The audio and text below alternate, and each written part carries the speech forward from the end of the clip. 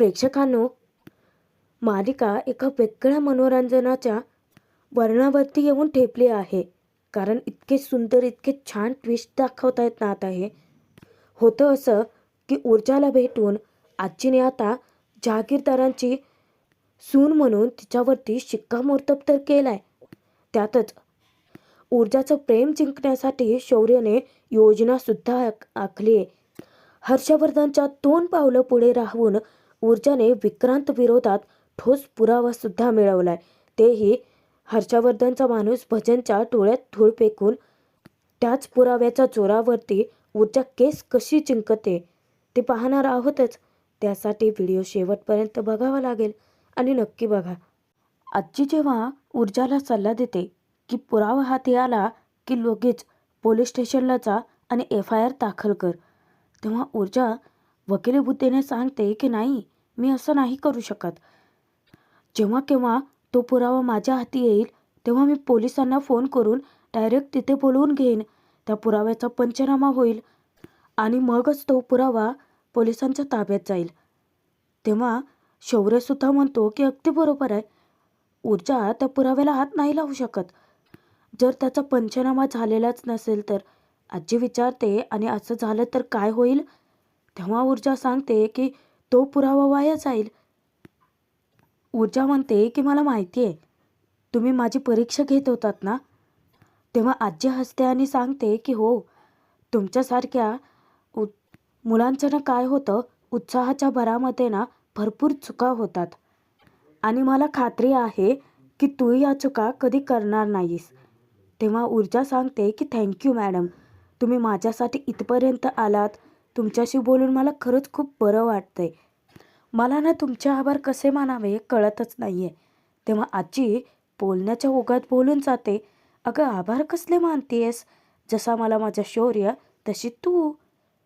आजी आता ती चूक पुन्हा दुरुस्त करते. अगं म्हणजे माझ्या डोळ्यादेखतच वकिली शिकलाय ना तो. We are like a family. मग तितक्याच हक्काने तू सुद्धा मला सांग, मी नक्की तुझी मदत करेन. आता शौर्यसुद्धा माते खातो, हो, तुला काहीही मदत लागली ना तर तुम्हाला नक्की सांग, मी हिला विचारून सांगेन तुला. आता शौर्य त्या आजीबद्दल, मॅडमबद्दल एकेरी उल्लेख करतोय. ऊर्जाला धक्काच बसतो की. तेव्हा शौर्य म्हणतो की अगं हिला म्हणजे तुला तुला काहीही मदत लागली तरी तू मला सांग, मी मॅडमला जाऊन सांगेन, मॅडम करतील मदत तुझी. आता आजी ऊर्जाचा निरोप घेणारच असते. ऊर्जा त्यांना चहा पिण्यासाठी आग्रह धरते, पण आजी सांगते की नाही अगं, परत केव्हा तरी नक्की घेईन. तेव्हा ऊर्जा विचारते की मग तुम्ही माझ्या घरी येता का? माझी आई ना मस्त चहा बनवते.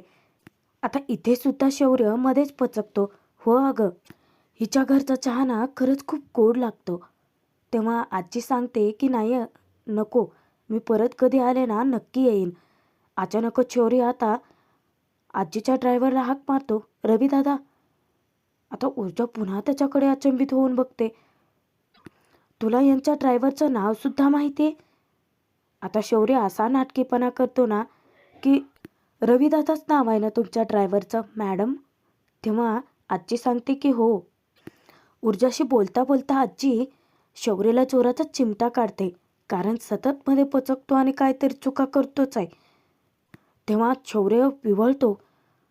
ऊर्जा विचारते काय झालं? शौर्य सांगतो की टास चावला. त्यानंतर शौर्य आजीला आता गाडीपर्यंत सोडायला जातो. आजी गाडीत बसते तेव्हा तो विचारतो की आजी, तुला ऊर्जा कशी वाटली? तेव्हा आजी म्हणते की तू घरी ये, आपण बोलू. अगं एका वाक्यात सांग ना. तरीही आजी त्याच्याशी बोलतच नाही, ती तशीच निघून जाते. जेव्हा शौर्य ऊर्जाकडे येतो तेव्हा ऊर्जा म्हणते की खरंच किती गोड आहेत ना त्या. तेव्हा शौर्य पुन्हा माती खातोच, हो खूप गोड आहे ती. आता ऊर्जा या विषयाला जास्त फाटे फोडत नाही, पण तिचा महत्त्वाचा प्रश्न राहिला की पुन्हा तोच प्रश्न ती शौर्यला विचारते की सांग ना, तुला माझ्या प्रश्नाचं उत्तर द्यावं लागेल, तू इतकं का करतोयस माझ्यासाठी? इकडे हर्षवर्धन मात्र खूपच तापलेला असतो. भजनच्या हातून खूप मोठी चूक जी घडलेली असते. भजन, तुला इतकी चिल्लर वाटते का ही केस? हे बघ, त्या शिर्केंच्या बंगल्याबाहेरचा सगळा एरिया नीट चेक करू बघ. ते कोणत्या फुटेजबद्दल बोलत आहेत? तिथे एकही CCTV कॅमेरा दिसला नाही पाहिजे आणि जर असेल तर ते फुटेज गायब कर. हे बघ, जरी कोणतं फुटेज मिळालं तरीसुद्धा ते पोलिसांच्या पंचनामाशिवाय ग्राह्य धरलं जाणार नाही. इन्स्पेक्टर हुळबुट्टे स्वतः तो पुरावा हाती घेईलच. त्या मानेला हुळबुट्टेच्या मागावरतीच राहायला सांग. मला एक ना एक महत्त्वाच्या गोष्टी कळायला हव्यात आणि ते हो सर म्हणणं बंद करा आधी. रागातच हर्षवर्धन फोन ठेवून देतो.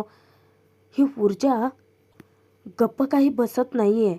हिला हलक्यात घेऊन चालणार नाही. हर्षवर्धन मनाशीच बोलत असतो. म्हणजे हर्षवर्धनला सुद्धा आता जाणीव झाली आहे की ऊर्जा काय चीज आहे ते. शौर्यला घेऊन ऊर्जा एके ठिकाणी चहा पिण्यासाठी येते. आता त्या स्टॉलचं नाव पाहूनच शौर्यला इतकं हसू येतं. तेव्हा ऊर्जा त्या चहावाल्याची कहाणी सांगते की काय आहे ना शौर्य, याचा जो स्टॉल आहे ना तो कोर्टाच्या बाहेर लावायचा होता, पण तिथल्या काही स्टॉलवाल्याने याला त्रास दिला ना, मग इथल्याच एका कॉन्स्टेबलशी बोलून याची गाडी इथे लावली. तेव्हा शौर्य ऊर्जाचं कौतुक करतं. किती करतेस तू दुसऱ्यांसाठी. तेव्हा ऊर्जा म्हणते की नाही अरे शौर्य, आणि आपण इथे तू माझ्यासाठी इतकं सगळं का केलं या विषयावर बोलायला आलो आहेत. तेव्हा शौर्य म्हणतो की कमॉन ऊर्जा, अजूनही तू तोच प्रश्न का घेऊन बसली आहेस. तेव्हा ऊर्जा विचारते की अरे तू का करतोयस माझ्या आनंदासाठी इतकं. भावांचे स्कूटर मिळवण्यासाठी इतका खटाटोप का केलास. आणि आज तर कुमुदिनी मॅडमसारख्या इतक्या सिनियर वकीलला तू माझ्या मदतीसाठी घेऊन आलायस. का करतोयस हे सगळं माझ्यासाठी. अचानकच शौर्यला घरचा प्रसंग आठवतो की विजयाने तीर्थावेकरांच्या साखरपुड्यासोबतच अर्पिता शौर्यचा साखरपुडासुद्धा जाहीर करून टाकलाय. आता पुन्हा ऊर्जा तोच प्रश्न घेऊन बसते.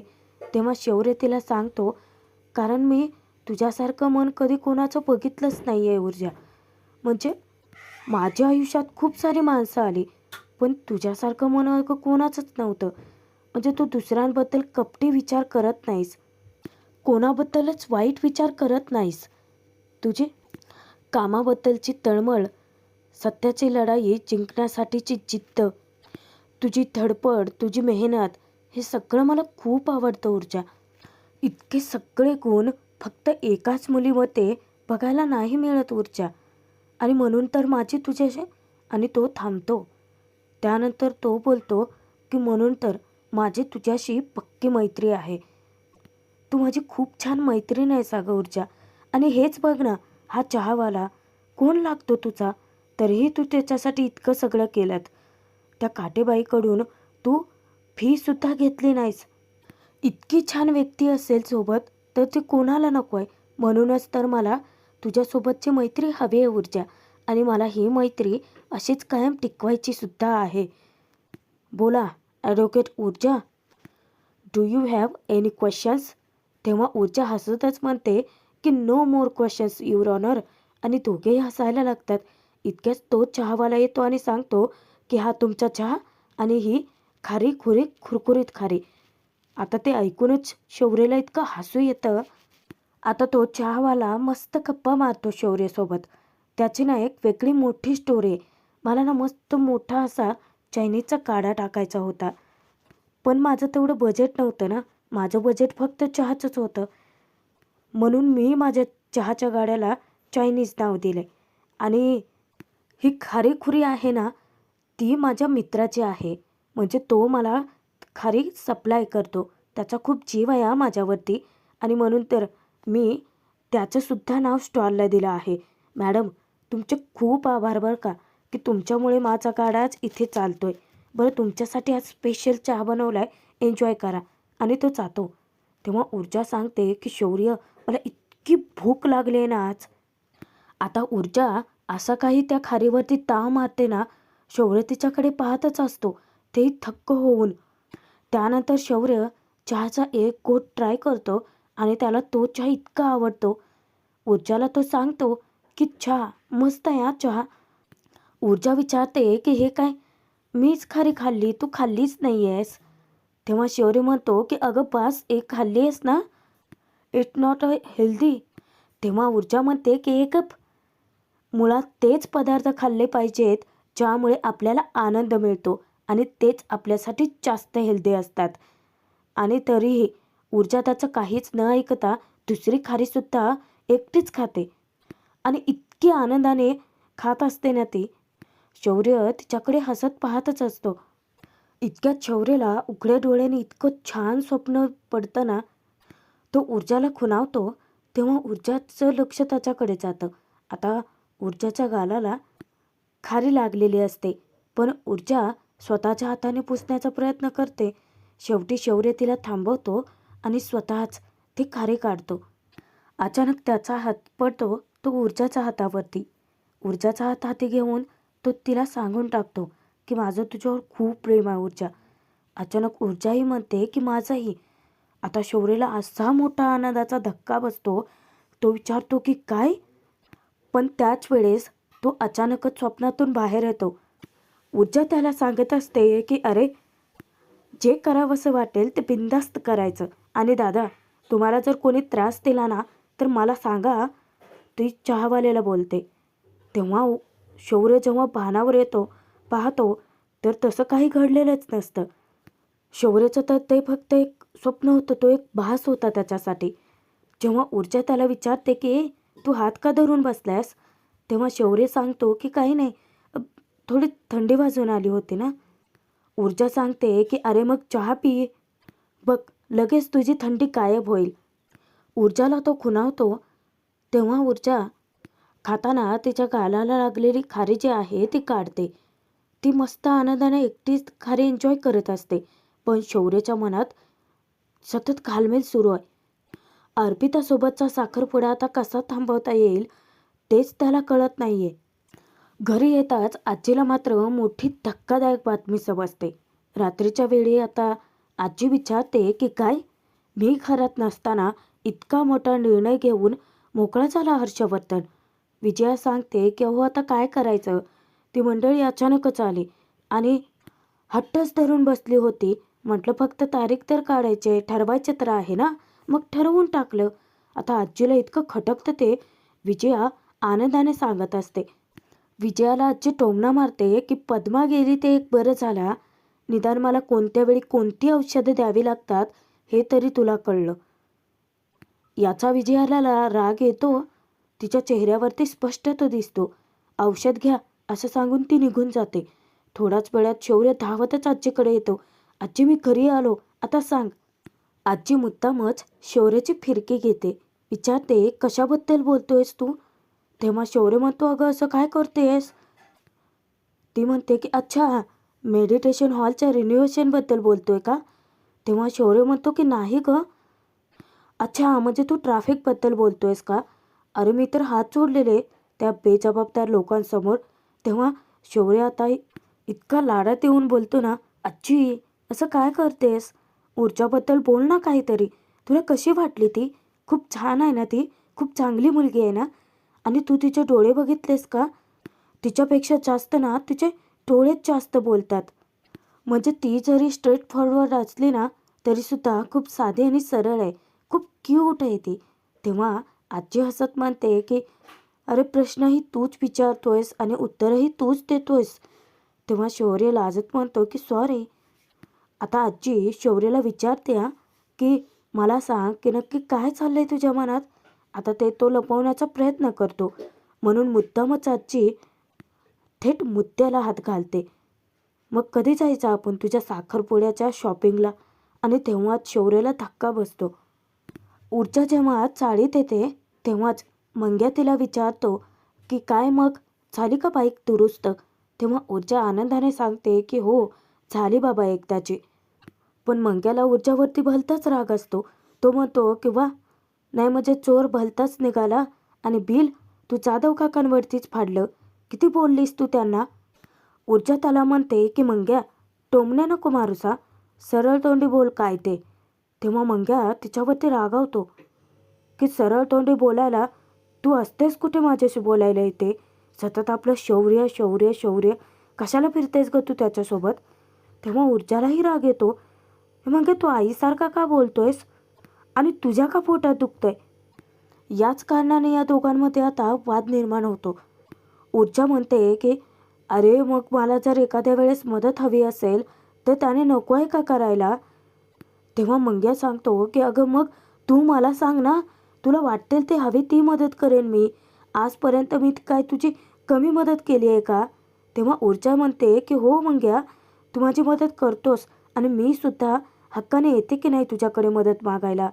अरे पण वकिलीचं काही असेल तर त्याला विचारायला नको आहे का.